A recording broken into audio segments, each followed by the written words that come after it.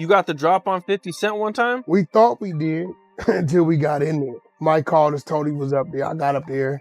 We got up there, we came in and strapped to their thigh, bullies on them, semis on them, magazine cartridges. I said, yeah, he ain't slipping. Today's not the day. Nah. 50 moved different. He moved different. And did 50 I'm glad see that you? didn't happen though. He see me. But he didn't know that's what we was on. We never approached it. I'm glad it never happened. Things worked out. Told us that, not trying to throw shots at him. Sure. But you could not do nothing to him because he had that real. That's real talk. Everybody knows 50 Cent ain't just another rapper. He's one of the smartest minds in hip-hop, and Wack100 had to learn that the hard way. Tony Yayo said it best. The G-Unit crew never checked in with nobody, no matter where they went. They moved like a straight-up military unit, tight, fearless, and always ready for smoke. 50 even backed it up himself, saying, I come from a place where you have to be ready, don't get ready. You gotta be ready. That's that real hustle mindset right there. But man, that mentality got put to the test when Wack100 tried to act tough and ended up getting smacked by a hard dose of reality he never saw coming. The tension between 50 and Wack goes way back to one of Wack's wild clubhouse moments where he started talking crazy, dropping this outlandish story about 50 like he really had some inside scoop. According to Wack, the whole thing popped off when 50 was in Los Angeles, still not seeing eye to eye with his former G-Unit member, The Game. Since Wack was managing Game at the time, he decided to jump into the beef, but it backfired in the worst way. Wack claimed he rolled up to 50's hotel in LA. Always respected Eminem, 50, and that was with us. So Suge came, he had some Mexican niggas. Now we from New York. You ain't never seen a nigga with a tattoo on his forehead. Sliced the cigar, and it's the shit about Suge. He liked the cigar, and he was trying to see what you gonna do. So Eminem, 50, everybody else. Thinking he was about to make a power move and show who's boss. But instead of 50 backing down, he pulled one of the coldest, smoothest plays Wack had ever witnessed. Wack even admitted, I'll never forget the move that dude 50 pulled. He made a move on us. Someone allegedly tipped Wack off that 50 was staying at the SLS hotel, relaxing at the bar area. So Wack came deep, around 10 people with him, thinking he was about to corner 50. But the second they stepped in that spot, Wack said the whole vibe flipped instantly. Wack felt that weird tension the second he stepped in. Something just wasn't right. Then he looked around and realized why.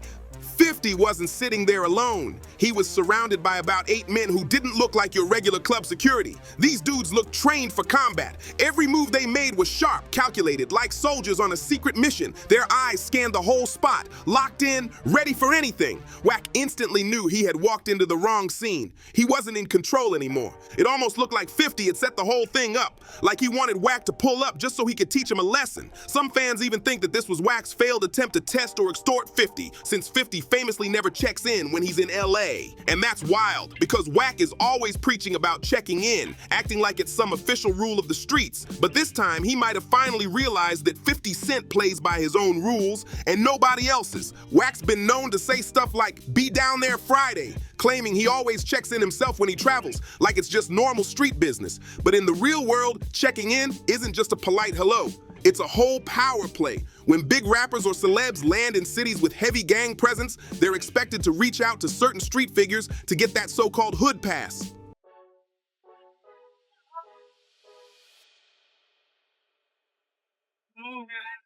But that pass, it usually comes with a price tag. Some people try to say it's just about showing respect, like, hey, I'm in your city, it's all love. But let's be real. Others call it exactly what it is, straight up extortion. Because if it's all about respect, then why do people face heat when they don't check in? In cities like LA, some artists go along with it, linking up with gangs for what's basically street insurance. But not everybody bows down. And 50 Cent? He's one of the few who refuses to ever play that game. 50 Cent ain't one of those dudes who plays by anybody's rules but his own. He's never been the type to ask for permission or call ahead. Not his style at all. And it wasn't just Wack100 who tried to test him either. Even the legendary Suge Knight once thought he could check 50's gangster. Yeah, that's Suge Knight, the man who ran Death Row Records like a real-life empire back in the day. The tension between 50 and Suge had roots that went way deeper than most people realized. It all traced back to Dr. Dre. When Dre walked away from Death Row to build his own legacy, that move hit Suge hard. He saw it as betrayal. We were scared, but it was the Vibe Awards. When we seen Suge Knight and Irv got it, and they walked past the trail. 50 just look at James Cruz So he just tapped James Cruz and said, yo, go buy 20 knives. Yeah, just go to the hardware store. It was about 20 to 15 of us, something like that. Suge Knight got like some crazy looking, Compton looking dudes with him. You know what I'm saying? So it just, you felt the energy. Then Dre signed Eminem and later brought 50 Cent into the Aftermath family, and that's when things really got personal. From that point on, 50 and M inherited Dre's war, and Suge, he wasn't known for letting beefs fade quietly. He had to remind everybody that he was still a presence in the streets. One of the craziest moments between them went down during the filming of 50's In Da Club video. Everything was going smooth. Lights, cameras, pure hype energy, until someone suddenly yelled, "Suge Knight is here!" The room froze instantly. The vibe flipped from celebration to straight up tension in seconds. Suge had rolled up heavy, around 30 deep, and word was a bunch of them were connected to a local Mexican crew. They weren't there for fun. They came to make a statement. That was classic Suge, pulling up unannounced, flexing his power, and making sure everyone felt it. He had this way of entering a room that screamed, "I'm still in control," but that wasn't the last time chaos followed. Fast forward to the 2004 Vibe Awards, what should have been a fancy night celebrating Dr. Dre's legendary career turned into complete mayhem. Dr. Dre was just about to receive his Lifetime Achievement Award, Snoop Dogg and the legendary Quincy Jones standing right there beside him, when everything went completely off the rails. Out of nowhere, chaos broke loose. This dude named Jimmy James Johnson walked straight up to Dre, looking like he wanted an autograph or a handshake, but instead, he swung on him right there in front of the entire crowd. One sneaky sucker punch, and boom, the whole event erupted into madness. Instantly, the vibe flipped. People were screaming, chairs flying, and what was supposed to be a glamorous music celebration turned into an all-out brawl. Monster like this, the smallest, biggest security I ever know. Like his presence is big as fuck. Nearly 1,000 people started panicking, rushing for the exits, trying to escape the chaos. It was pure mayhem everywhere you looked, and right in the middle of it all was young Buck, caught up in the madness. According to reports later on, Buck wasn't empty-handed either. Witnesses claimed he was armed with a knife and seen swinging it in the middle of the fight. Word was he stabbed Johnson, supposedly trying to defend Dre after that cheap shot. But Buck wasn't the only one reacting. Johnson got jumped by several others as the scene spiraled completely out of control. What followed was a full-blown legal storm. Arrests, witness statements, and non-stop speculation about who threw the first punch and who was really behind it all. Buck ended up getting hit with charges, and law enforcement came down hard on him, but the part that had everyone whispering, nobody could prove it for sure, but a lot of people believe Suge Knight might have orchestrated the entire thing from the shadows. The whole setup felt too suspicious to ignore. The tension, the timing, everything just fit too perfectly. And then Tony Yayo dropped a detail that made everybody's eyes widen. Right after the fight broke out, he said he saw Suge Knight and Irv Gotti calmly walking past G-Unit's trailer like nothing even happened. That visual alone had alarm bells blaring. It looked like something had been brewing behind the scenes long before that first punch ever got thrown. And if one thing was certain, it's that 50 Cent wasn't about to be caught slipping after that night. The second 50 Cent got wind that something might go down, he didn't waste a single minute. He told his crew to hit the stores and grab knives just in case things got wild. The tension in the air that night was thick. You could feel it. And once again, 50's instincts were dead on. That man's been built for survival from day one. Always alert, always ready for whatever might come his way. When the dust finally settled, Tony Yayo ended up catching a hit from the legal side. 3 years of probation and 80 hours of community service for his part in the chaos. But one thing that moment made crystal clear, 50's team was built different. They weren't just relying on hired bodyguards or fancy security. They had a whole unit of street soldiers who knew how to move under pressure. And right in the center of that tight circle was Monster. What up, 50? What up, 50? What up, man? How are you? So, 50, real quick. 50's right-hand bodyguard, his enforcer, and the man who always had his back no matter what. If you ever saw 50 somewhere, Monster was right there too. Never far, never distracted. He wasn't loud or showy. He was that silent shadow in the background that kept things under control. Calm, patient, but deadly serious when it came to protecting his boss. That's what made him the true definition of a goon. Steady, loyal, and ready to act if things went sideways. Monster kept his life private, almost mysterious, and that's why not much is known about him outside of the clips floating online. But if you've ever watched 50's old behind-the-scenes footage or music videos, you've probably spotted him somewhere in the cut, always there, always watching, like a guardian moving through the shadows. There's even this one clip where 50's walking through an airport and Monster's right beside him, trying to dodge the paparazzi cameras. You can tell instantly how serious he is about staying low-key. No smiles, no showboating, just pure business. And whenever 50 hit the clubs for a show or appearance, you already knew Monster was in position, eyes sharp, ready to make sure nothing ever got too close to his boss. Monster's eyes were always working. Hold on. Y'all better stop this.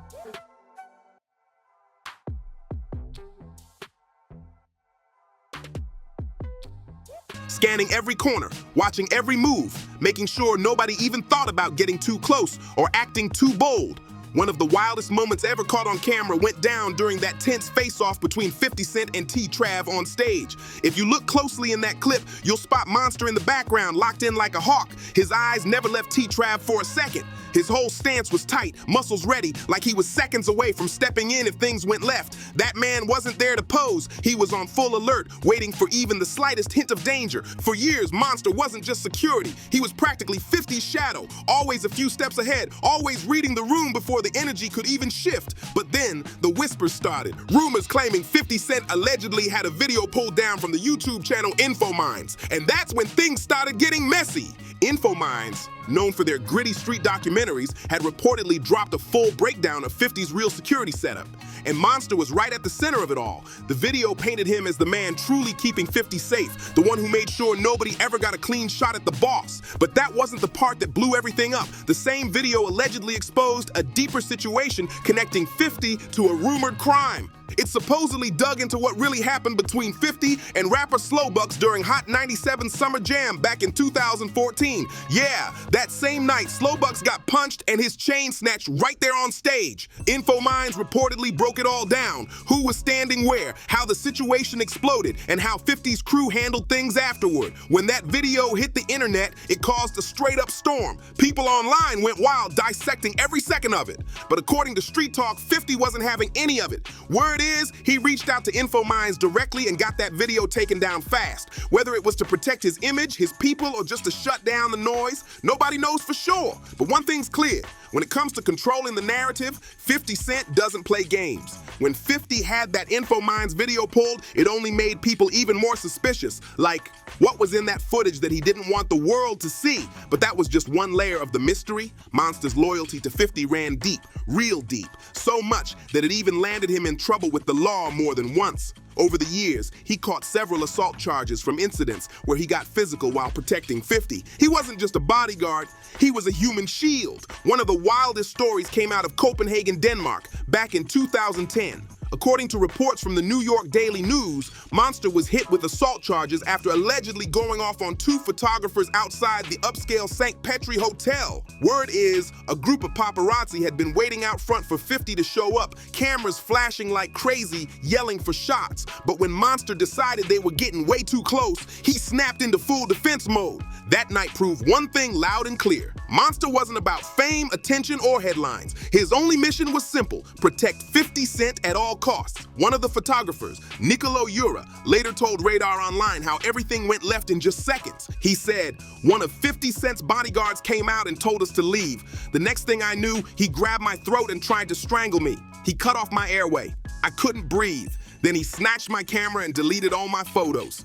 Ura said the moment left him completely shaken. He had to rush straight to the hospital to get checked out, and he swore he wasn't letting it go. Hey, this is 50 though.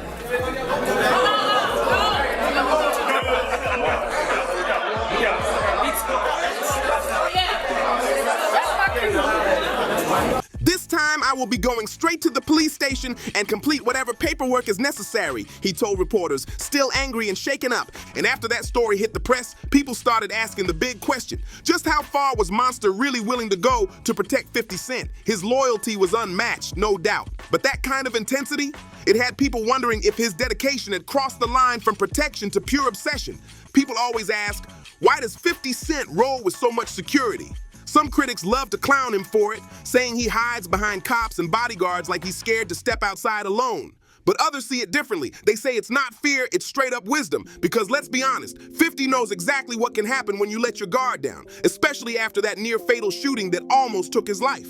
And to really understand why he moves the way he does, you gotta rewind all the way back into the gritty streets of Queens, New York. That's where everything started. And at the center of it all was one name that completely shaped 50's story: Kenneth Supreme McGriff. Back in the 1980s, Supreme wasn't just another street name, he was the man in South Jamaica. He built a powerful organization called the Supreme Team, and under his leadership, that crew became one of the biggest and most feared groups in the city. They ran the crack game out of the Baisley Park houses, the same neighborhood where Supreme grew up. His operation was massive, hundreds of members deep, and the money they were pulling in was straight up wild, around $200,000 a day. But like most fast money empires, the good times didn't last. In 1987, Supreme got hit with a 12-year prison sentence. He got out on parole in 1994, but by the end of that same year, boom, he was locked up again.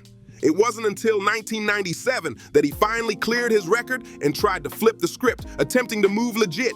That's when he linked up with Ja Rule and the whole Murder Inc.'s crew, becoming one of their main protectors and behind-the-scenes bosses. He wasn't just some OG name anymore. He was muscle with influence, the guy who made sure Murder Inc. stayed safe while they dominated the charts. And believe it or not, during that era, 50 and Supreme actually had a solid connection. They both came out of the same part of Queens, and at first, there was mutual respect between them. But back then, 50 wasn't the global icon he is now.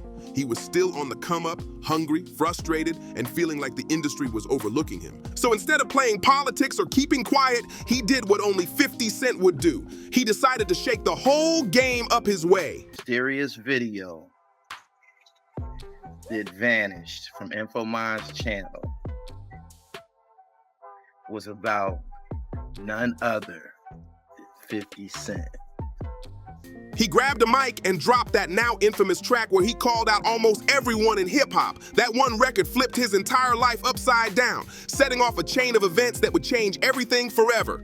When 50 Cent dropped How to Rob, he knew exactly what he was doing. That song wasn't just a track, it was a full-on marketing explosion. It was part genius, part pure chaos. 50 name-dropped nearly every major rapper in the game: Jay-Z, Nas, DMX, Wu-Tang, even Big Pun. Not out of hate, but to make noise and get people talking, and it worked perfectly. The whole rap world couldn't stop reacting. Suddenly, everyone was saying his name, and 50 had all the attention he wanted, and a few new enemies too. That record lit the fuse for one of hip-hop's most heated beefs, 50 Cent versus Ja Rule. According to 50, the drama all started when his friend Troy allegedly robbed Ja Rule for his chain. Later, when 50 and Ja crossed paths in a club, 50 tried to clear things up, saying it had nothing to do with him, but Ja wasn't buying it. He swore 50 had something to do with the setup, no matter what 50 said. Later, Ja actually confirmed that the robbery really did happen, but he still said he never saw 50 with Troy. What InfoMinds did, he would show pictures of 50 Cent, different pictures of 50 Cent in regular settings, right?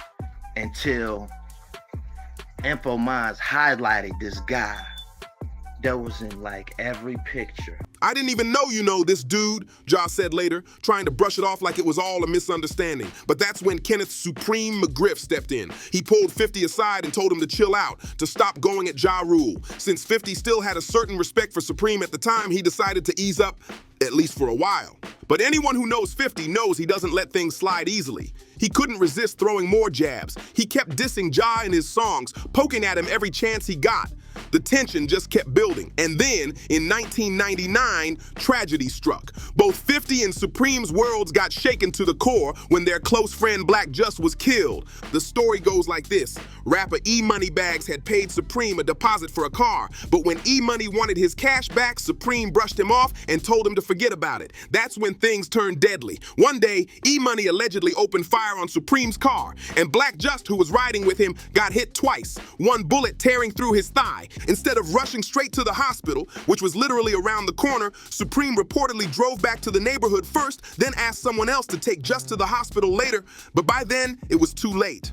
That loss hit deep, setting off a dark new chapter in Queens that would forever link 50, Supreme, and the streets they both came from. That delay ended up costing Black Just his life, and from that moment, E Money Bags became a marked man in Queens. Meanwhile, the tension between 50 Cent and Ja Rule just kept heating up. Supreme, still standing behind Ja, tried once again to talk 50 down, telling him to chill and stop clowning Ja in public.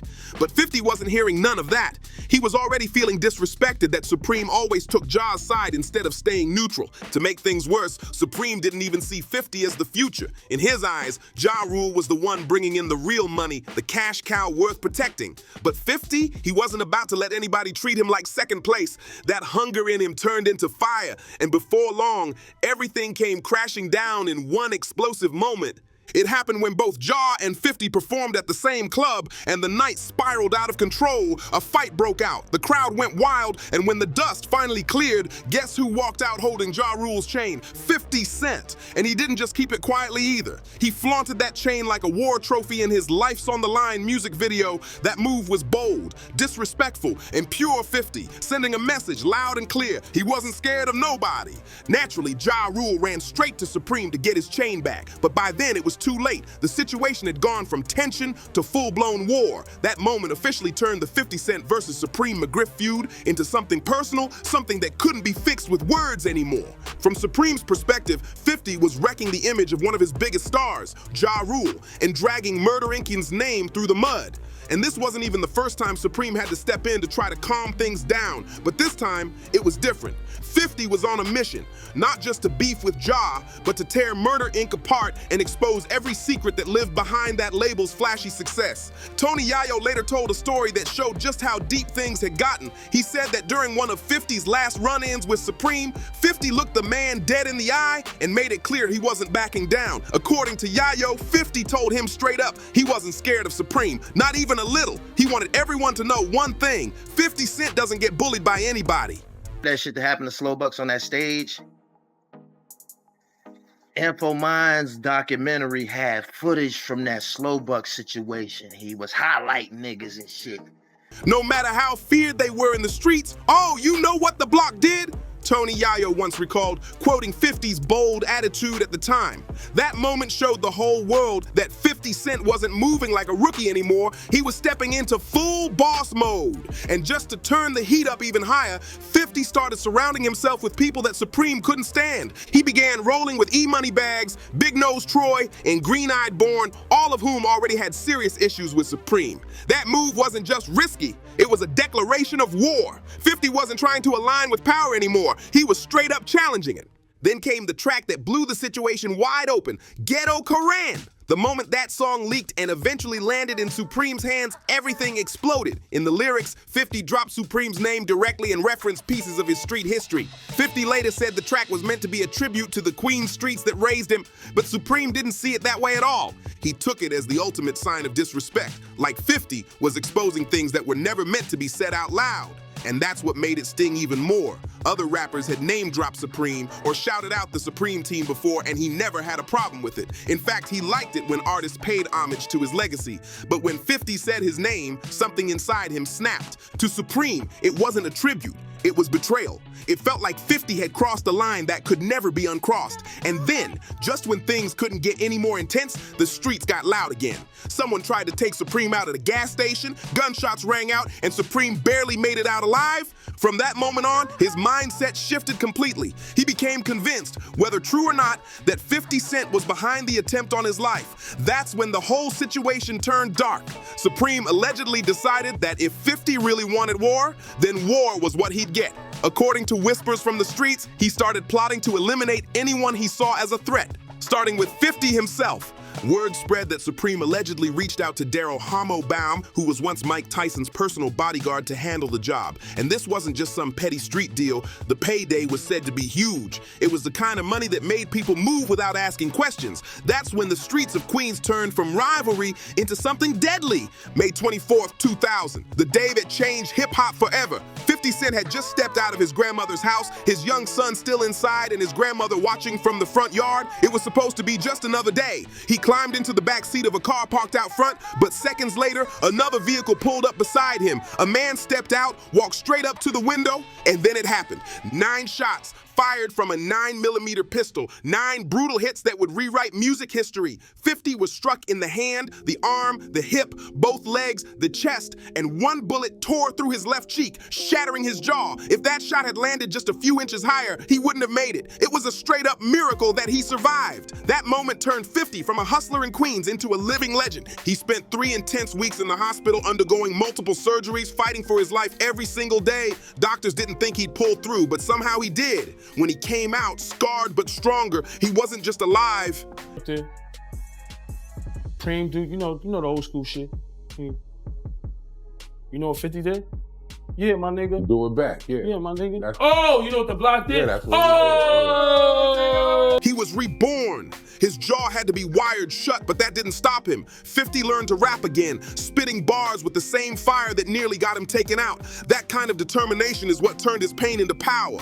3 years later, he dropped Many Men, one of the most emotional and revealing tracks in his entire catalog. In that song, 50 finally gave the world a peek into what really happened that day, and he named the man behind the shooting, Daryl Homo Baum. But by the time that song came out, Homo was already gone, taken out in what many believed was street retaliation. 50 himself had nothing to do with it, but the timing was eerie, almost like the streets handled it on their own. Call it fate, karma, or just the brutal code of the block. Either way, it added another chilling twist to 50's story, one that only made his rise even more unforgettable. While 50 managed to cheat death and climb to superstardom, not everyone from that world made it out alive. In July 2001, tragedy struck again. E Moneybags was found lifeless inside his Lincoln Navigator, riddled with bullets. The streets of Queens were sending a message, and by then, 50 knew better than anyone that survival wasn't luck. It was strategy. There were 2 main theories about why E Moneybags was taken out, and both were deadly serious. Some say it was payback for the passing of Black Just, while others claimed it happened because E Money allegedly robbed Irv Gotti and Ja Rule. Either way, the streets were blazing hot, and the bodies just kept piling up. Then, only 3 months later, Big Nose Troy was also killed, tightening the circle of chaos around Supreme McGriff's name even more. By that point, things had gone way past rap beef. This wasn't music anymore. This was real street warfare.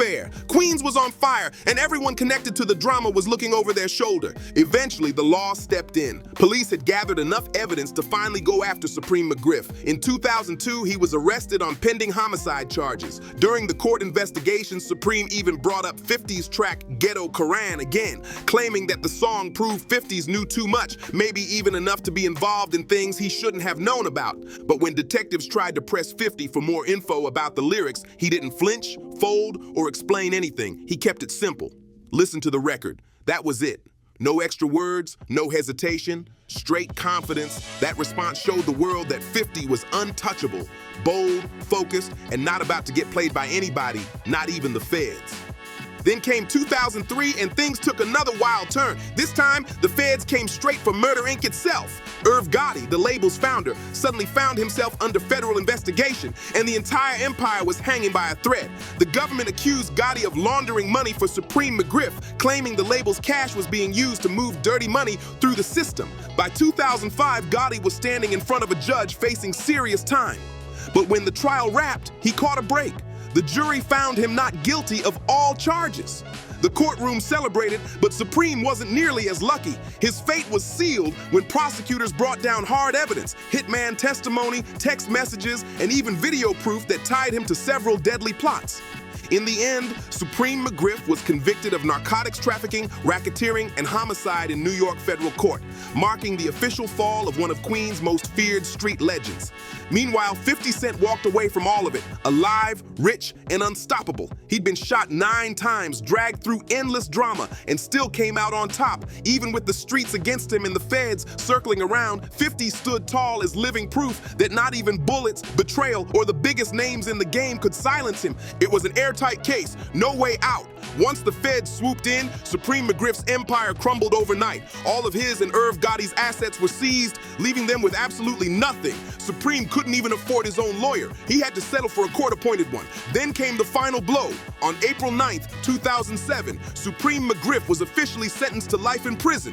The same streets that made him a legend ended up stripping everything away. The money, the power, the reputation, all gone. The game that once crowned him king became the same world that buried his empire. empire. As for 50 Cent, that near-fatal shooting didn't just change his life, it completely transformed his image forever. Before those 9 bullets, people saw him as just another hungry rapper out of Queens. But after surviving what should have ended him, he became the symbol of survival, the living definition of resilience, strength, and power. He literally turned pain into profit and trauma into triumph. That moment didn't just reshape his career. It shifted the entire culture. Hip-hop had never witnessed a comeback story like his before. Every scar became part of his legacy. Every lyric became a warning, and every move he made proved that 50 was built different. So when you see 50 Cent rolling deep with heavy security, you already know the deal now. That's not fear, that's strategy. He learned firsthand that being prepared isn't about looking scared. It's about staying alive and staying in control. What do you think? Was 50 right to keep his circle tight and his protection tighter? Drop your thoughts in the comments. I want to know your take on this wild journey. Don't forget to hit that like button, share this story with someone who loves hip-hop history, and subscribe so you don't miss the next deep dive into the legends, the drama, and the real stories behind the culture. See you in the next one. And remember, in the streets or the spotlight, staying ready is everything.